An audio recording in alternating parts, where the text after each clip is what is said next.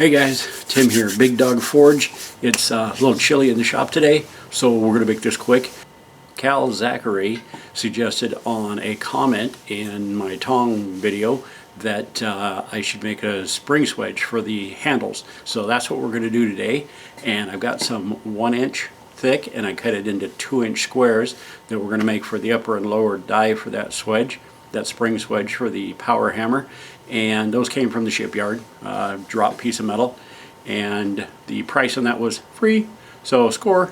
Anyway, we're gonna whip that out real quick and see how it works out. So thanks, Cal, I appreciate that. All right, let's get it done. Thanks guys, stick with me. Okay guys, this is our 1 inch piece. It's about 4 inches wide, so what I did is about 2 inches back, I cut it off and took off these two pieces. That'll be our upper and lower die for our swage for the power hammer, and we'll deal with that big piece later. So we get this into the mill and sandwich those two together, line them up as best we can, and we're gonna drill about a I don't know, 7/16 hole in this thing, and then we'll dress it up from there.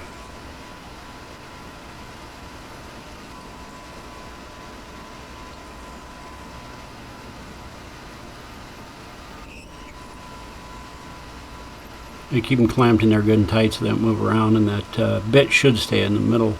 If you're using two pieces of mild steel from two different runs, you can get different hardnesses of mild steel, and the bit will want to wander one way or the other. But so I wanted to use these two pieces from the same stock. That bit will stay nice and centered for you. So we're just cleaning up all the marks from the drill bit, beveling the inside and outside corners to keep it from leaving any sharp marks on the material, and radiusing the inside of those so there's not a sharp edge to pinch the material, put marks in it. It's a little bit of filing, but I think it'll be worth it. Okay, so use my little tool here to find center, and what we're going to do is we're going to drill a couple of holes in the side, a little over 1/2 inch round and a little over 1/2 inch deep, so that our spring can center itself on both of those. So put a little punch mark in there, back over to the little mill. And I started with, it was a little over 1/4 inch hole as a pilot hole. You can see that red line spinning around. It's a felt marker. I like to put felt marker on my bits as a guide. That way I'm not messing with, putting a piece of tape on there or whatever. There's a little felt marker at the distance you need, and it works out real well. There we go. Now get the big bit in there, and we put a black mark on that. You can see it just a 1/2 inch up on the bit. And I didn't want to go too deep. We'd run into the fullering portion of the dies. I didn't want to do that. And I figured 1/2 inch was enough for these to be socketed in.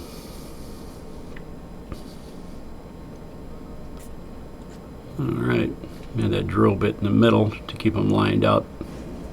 We'll use that old drill bit later on as well. There's our 1/2 inch round.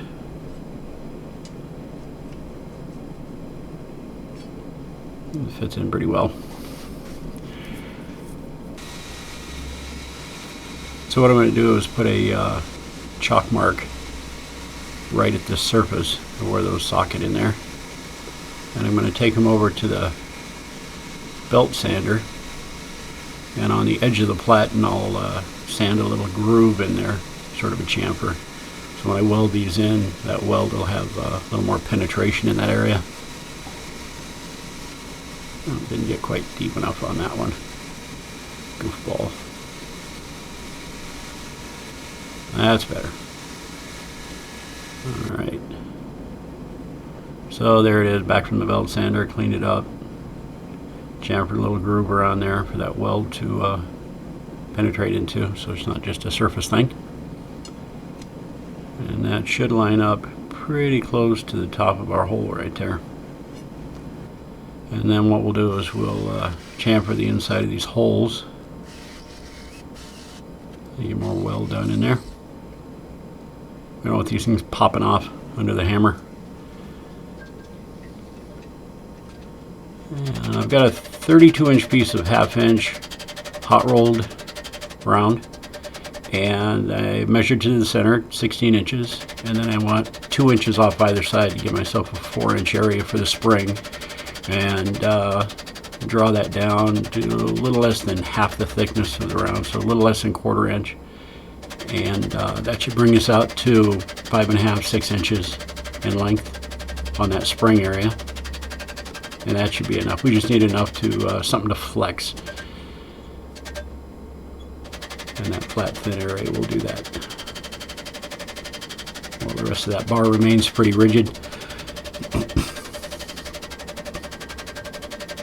And it took a few heats, but I wanted to stay nice and clean and square and straight. And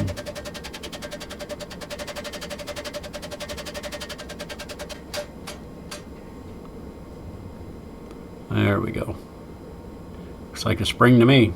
Let's heat it up, and we'll bend it around a little mandrel. Our mandrel's a little loose in the vise, but that's okay. It's one quick bend, hot metal. Don't worry about it. There we go. Alright, there's our dies. There's our spring. Plug right in there.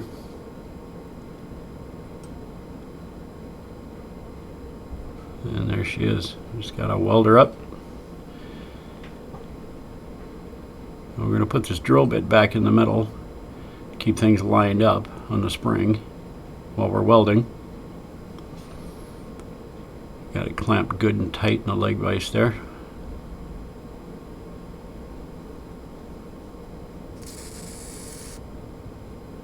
And I did a initial weld on this, and it was enough to penetrate a little bit, get down into those chamfers that I made, and warm up the metal. But that 1-inch stuff is pretty thick, so I went around it a second time out onto that thicker metal, just to make sure that we had enough hold there. Alright, and this is just mild steel, but you can get it a little bit harder heat treating it, so we're just going to quench it in water and hope for the best. Alright, so the reason I'm building this is so that I can round off the handle of the tongs that I'm making a little bit better, make them a little more comfortable, a little more uniform. And I'm not going to drag you through a whole tong making episode here, we've seen that.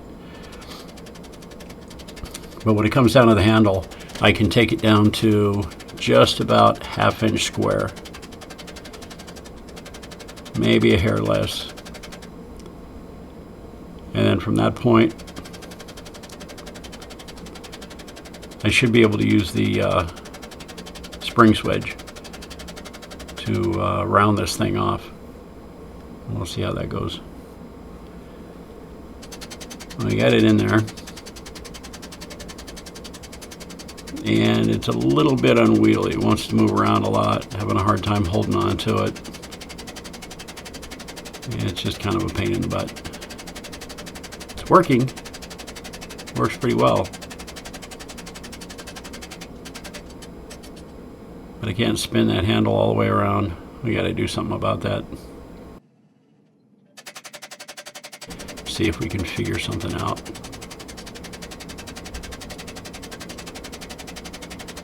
Just back and forth, and it moved around quite a bit. But it did a good job. It drew them out, and it made it nice and round. Looked good. So, back to the junk pile. Let's see if we got something in here that we can fix that problem with. And it's another Ford Model A 8 leaf spring. What do you know? He's got these brackets on the end that work pretty well. I've been using those for these tools.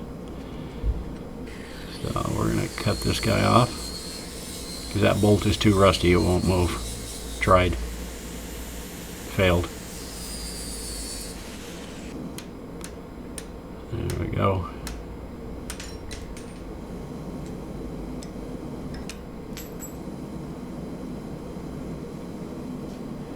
Alright, so that's going to be a platform, and we're going to weld this thing to a platform, clamp it down like the other tools, see how well it works. And while we're here, we might as well go ahead and grab this other one. It's pretty quick and easy to get off, and I know I'm going to need it for something else later, so there we go. Get a little bolt in there. Alright. We'll sand this guy off, grind him off, clean it up so we can weld to it.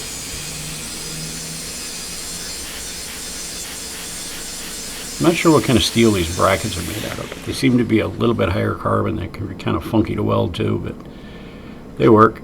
Haven't had one break or weld crack off one yet, so we get this in. I'm going to put it at an angle for longer things to go through and pass those legs in the back. Give ourselves a little mark. And we get it welded on there.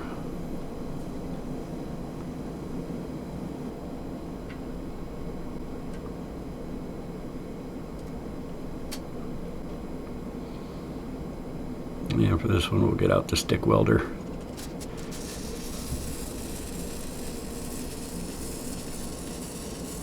A little more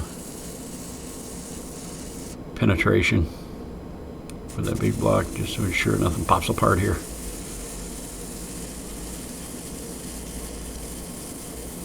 And actually weld it up pretty well. I don't think it's going anywhere.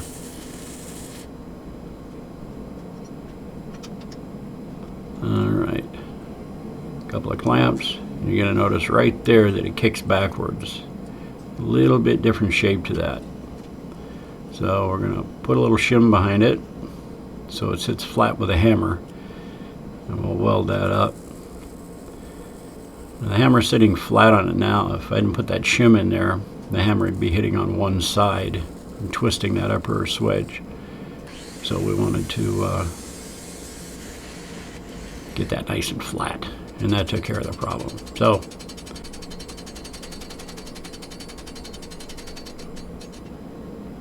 piece of 1/2 inch square.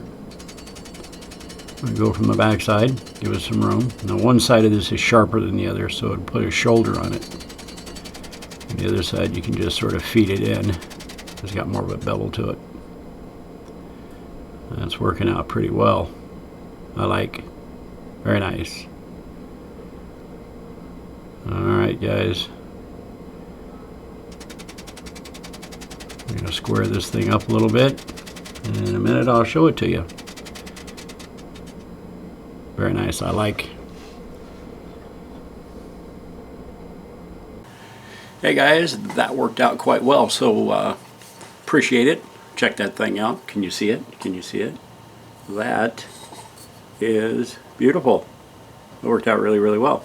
And I think it's going to help immensely. So keep the suggestions coming. That's awesome. I really do appreciate that. I'm going to build a little bolster plate for the big anvil here real soon. And that'll be a video. And I got a little question and answer video coming up. Big Dog Short. Some stuff to show you guys in the shop. So thanks to everybody who has subscribed lately and commented. Love it. Thank you very much. Makes it more fun for me. It's a good thing. And remember, like, share, and subscribe, because that's what we like. I almost forgot. Credit where credit is due. There's a young man I subscribe to on YouTube. His name is Torbjorn Aman. I'm not sure. Right here. So if somebody knows how to pronounce that, maybe you could let me know. So excuse me if I destroyed your name. Not great at names. I'll see you soon. Take care, and be safe, guys. Thanks. Bye.